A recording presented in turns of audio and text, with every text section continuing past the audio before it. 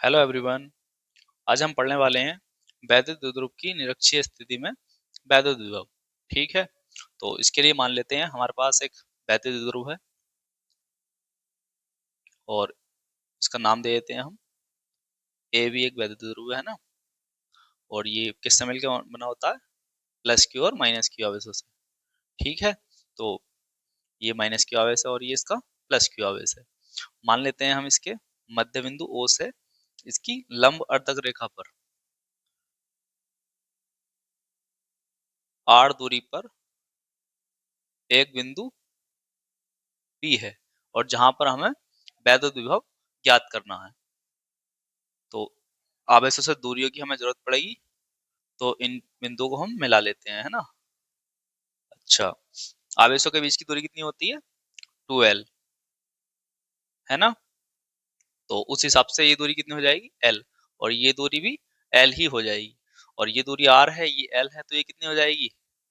Pythagoras प्रमेय से square root R square plus L square. उसी तरह से ये भी l है और ये भी r है, तो ये दूरी भी सेम हो जाएगी। इतनी इतनी बात आपके समझ में आ गई। तो बिंदु P पर विभव ज्ञात करना है हमें। तो माइनस क्यू आवेश के कारण बिंदु P पर विभव निकाल लीजिए और प्लस क्यू आवेश के कारण बिंदु P पर विभव निकाल लीजिए। और हम जानते हैं वैद्युत विभव जो है वो एक अदिश राशि है। तो बिंदु P पर जो परिणामी वैद्युत क्षेत्र वैद्युत विभव होगा वो कैसे निकलेगा? दोनों को जोड़ के निकाला जाएगा।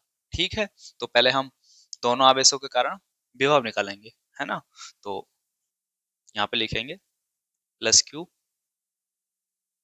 आवेश के कारण बिंदु P पर क्या निकालना है हमें? वैद्युत विभव। मान लेते हैं हम उसे B प्लस मान लेते हैं, है ना, दर्शाने के लिए। और हमने पहले ही माना है कि ये जो वैद्युत ध्रुव है वो कहाँ पे रखा है? K परावैद्युतांक वाले माध्यम में रखा है। तो फॉर्मूले में यहाँ K भी आएगा, है ना। बाद में हम इसे बाह्य निर्वात के लिए सॉल्व कर लेंगे। फॉर्मूला क्या होता है? Q अपॉन दूरी। दूरी कितनी है? प्लस क्यू आवेश के कारण निकालना है ना हम, तो दूरी है square root R square plus L square. समीकरण नंबर 1 मान लेंगे आप इसे, इसकी आगे जरूरत पड़ने वाली है। इसी प्रकार माइनस क्यू आवेश के कारण बिंदु कहाँ पर? P पर वैद्युत विभव कितना होगा वो उसे हम दिखाते हैं B माइनस से। तो फॉर्मूला 1/4 पाई एप्सिलॉन नॉट। अब ध्यान देने वाली बात ये है, या माइनस क्यू आवेश के कारण जब विभव निकालेंगे हम तो माइनस का लिखेंगे हम। ठीक है,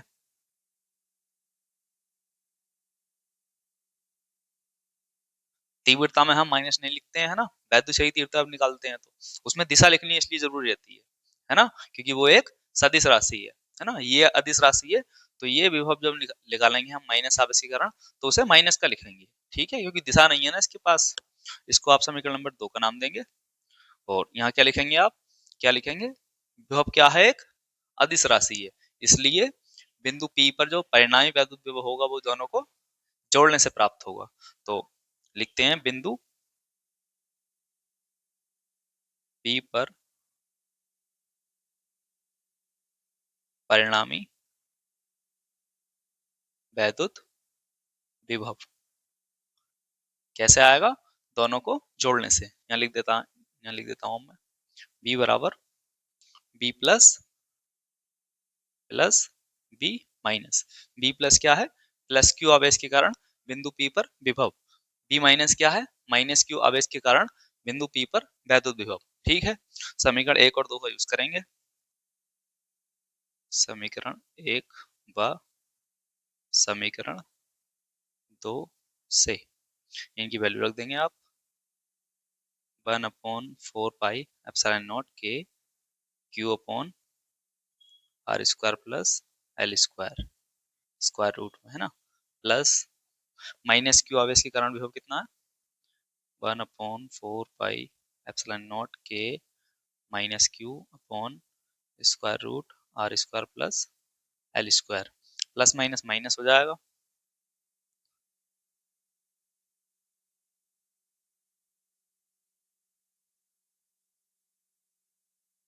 -1/4 पाई k q अपॉन